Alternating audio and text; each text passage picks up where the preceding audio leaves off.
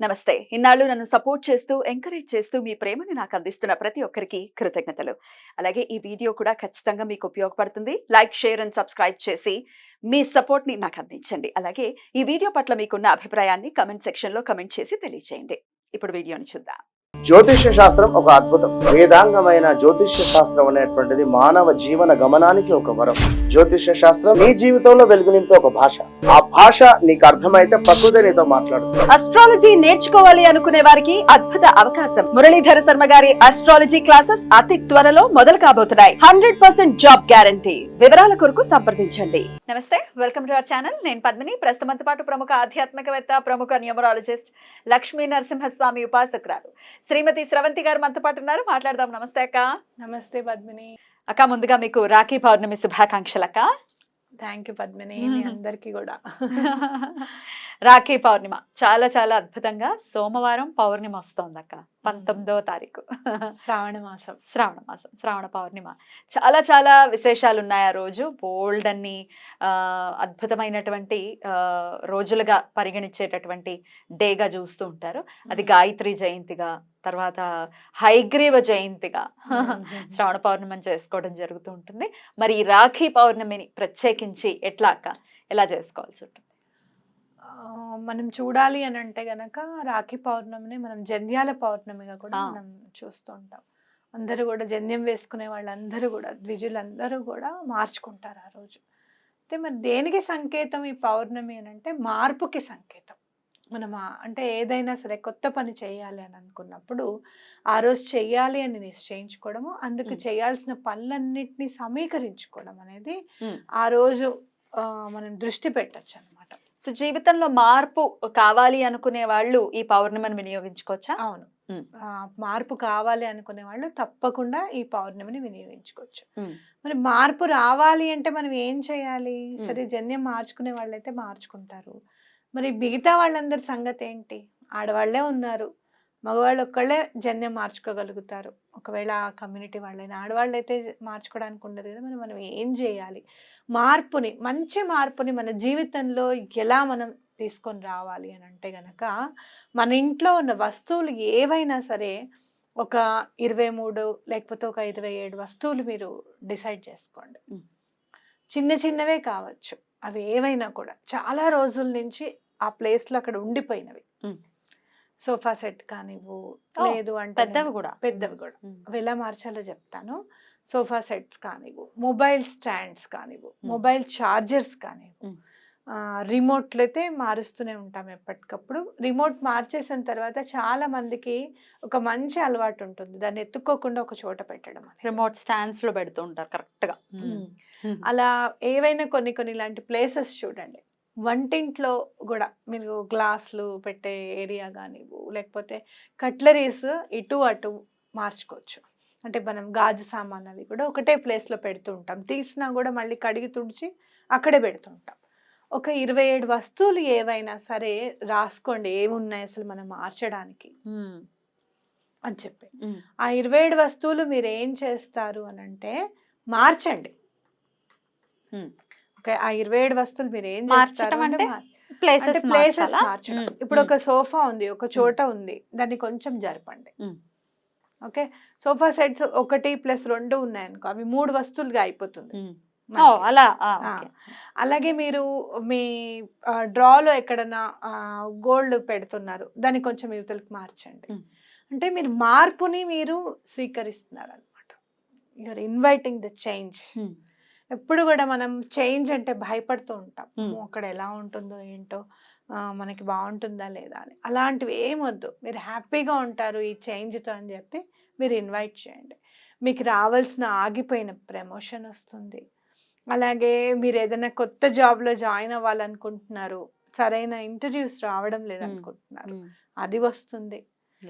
ఇలా ఏవైనా సరే అంటే డబ్బు ఇవ్వట్లేదు అని ఎవరైనా ఉన్నారు, మీకు డబ్బు ఇవ్వాల్సిన వాళ్ళు ఇవ్వట్లేదు, వాళ్ళు ఇవ్వడానికి ప్రయత్నం చేస్తారు. ఇలా మార్పు తప్పకుండా వస్తుంది అనమాట. మనం పౌర్ణిమ రోజు చేసే పూజలు ఏంటి అనేవి కూడా చూసుకొని వాటితో పాటు ఇవి చేయడం అనేది చాలా ఇంపార్టెంట్. రైట్. మరి మనం చూసుకుంటే గనక రాఖీ కట్టడం అనేది మనం చూస్తూనే ఉన్నాం. చాలామంది నాలాగా బాధపడే వాళ్ళు అన్నయ్య లేడే, తమ్ముడు లేడే అని అనుకుంటూ ఉంటాం. అలా ఎప్పుడు బాధపడకండి. చక్కగా పొద్దున్నే రాత్రి పూటనే తీసుకొచ్చి పెట్టుకొని ఒక మంచి రాఖీని తీసుకొని వెళ్ళి దత్తాత్రేయ స్వామి గుళ్ళో సమర్పించండి, ఓకే. లేదా బాబాగారి గుళ్ళో సమర్పించండి. శ్రీపాద శ్రీవల్లభుల్ది ఇంట్లో గనక మీకు చిత్రపటం ఉన్నా, ఫోటో ఉన్నా, లేకపోతే చాలామంది మనం గాణగాపురం వెళ్ళిన తర్వాత శ్రీపాద శ్రీవల్లభుల్ది చక్కగా విగ్రహం తెచ్చుకుంటున్నారు. ఆయనకి చక్కగా రాఖీ కట్టండి, సమర్పించండి ఆయనకి. కాబట్టి అలా ఎప్పుడు కూడా అన్నయ్య కానీ తమ్ముడు కానీ మీకున్నా కూడా ఈసారి నుంచి ఈ అలవాటు చేసుకోండి. ఇలా చేసుకుంటే ఏంటంటే భగవంతుడు ఎప్పుడు కూడా మనకి రక్షగా ఉంటాడు అన్న మాట అనేది మన మనసులో ముద్రించుకుపోతుంది అనమాట. ఇది నేను 3 సంవత్సరాల నుంచి చేస్తున్నాను, గత 3 సంవత్సరాల నుంచి చేస్తున్నాను ఖచ్చితంగా. 4 సంవత్సరాల నుంచి, ఇప్పుడు 4వ సంవత్సరం అవుతుంది చేస్తున్నాను. తప్పకుండా నా జీవితంలో మార్పు అనేది నేను చూసాను. అంటే ఏంటి, ఇన్నాళ్ళు భగవంతుడు తోడు లేడు అనుకుంటున్నాం, మార్పుని ఆహ్వానిస్తున్నాం. స్వామి నువ్వేనా అన్నగా నేను స్వీకరిస్తున్నాను, నన్ను నువ్వు సహోదరిగా ఆలోచించుకొని నాకు హెల్ప్ చేయి స్వామి, సహాయం చేయి, బాధలన్నీ నాకు క్లియర్ అయ్యేటట్టుగా చూడు అని చెప్పి దండం పెట్టుకోవచ్చు. మీరు నరసింహస్వామి ప్రపత్తిలో చూస్తే మాతా నరసింహ, పితా నరసింహ, సఖా నరసింహ, భ్రాతా నరసింహ అని వస్తుంది. అంటే ఏంటంటే ఆ నరసింహస్వామే మన అన్నయ్య అని చెప్పి, ఆ నరసింహస్వామికి ఆ శ్రీపాద శ్రీవల్లభులకి ఎటువంటి తేడా లేదు, అభేదమే అసలు ఇంకా. కాబట్టి తప్పకుండా సమర్పించండి. ఇంకా చూస్తే గనక అమ్మవారిని చూస్తే, గాయత్రి అమ్మవారిని చూసుకుంటే గనక 24 అక్షరాలు ఉంటాయి అమ్మవారి మంత్రాన్ని. మీరు చూస్తే మన వెనకాలన్న వెన్నపూసకు కూడా 24 మెట్లు ఉంటాయి. అలాగే అమ్మవారి సరస్వతి అమ్మవారి చేతిలో ఉన్న వీణకి కూడా 24 మెట్లు ఉంటాయి. అమ్మ ఇదంతా నీదే, ఇంకా నువ్వు ఎలా మమ్మల్ని కనికరిస్తావు, ఎలా మమ్మల్ని మౌల్డ్ చేస్తావు, మంచితనం వైపు ఎలా నడిపిస్తావో, ధర్మం వైపు ఆలోచనలు ఎలా రావాలని చూస్తావు, అంతా కూడా నీ చేతిలోనే పెడుతున్నాను. మొత్తం నన్ను తీసుకొని వచ్చి నీ చేతిలో పెడుతున్నాను, నువ్వే మమ్మల్ని కాపాడు తల్లి అని చెప్పి అమ్మకి సర్వస్వ శరణాగతి చేయడం అనేది చాలా ఇంపార్టెంట్. గాయత్రి అమ్మవారి జ్ఞానానికి ప్రతీక ఆవిడ. అలాంటి సద్బుద్ధి, జ్ఞానము మా ఇంటిల్లిపాదికి ప్రసాదించమని చెప్పి అమ్మవారికి దండం పెట్టుకోవడం. అన్నిటికంటే మించింది సోమవారం నాడు పౌర్ణమి రావటం, అందులో శ్రావణ సోమవారం. అవునక్క. తప్పకుండా మీ ఇంట్లో శివుడిని పెట్టుకొని, లేదు అని అనుకుంటే కనుక మా ఇంట్లో లేదండి అంటే తప్పకుండా కొనుక్కోండి శివలింగాన్ని. ఆ రోజు ముందు రోజే కొనుక్కొని తెచ్చుకోండి చక్కగా. కొనుక్కుని అని నేను అనకూడదు, ఏ లోహంలో కొనుక్కోవాలి, దేవుణ్ణి భగవంతుడిని కొనుక్కోమనడం అనేది కరెక్ట్ కాదనేది నా భావన. తెచ్చుకోండి, ఏ లోహమైనా పర్వాలేదు. వెండిదైతే ఒకటి, బంగారంది పెట్టగలిగితే బంగారంది, మన ఇష్టం ఏదైనా కానీ తెచ్చుకోవచ్చు.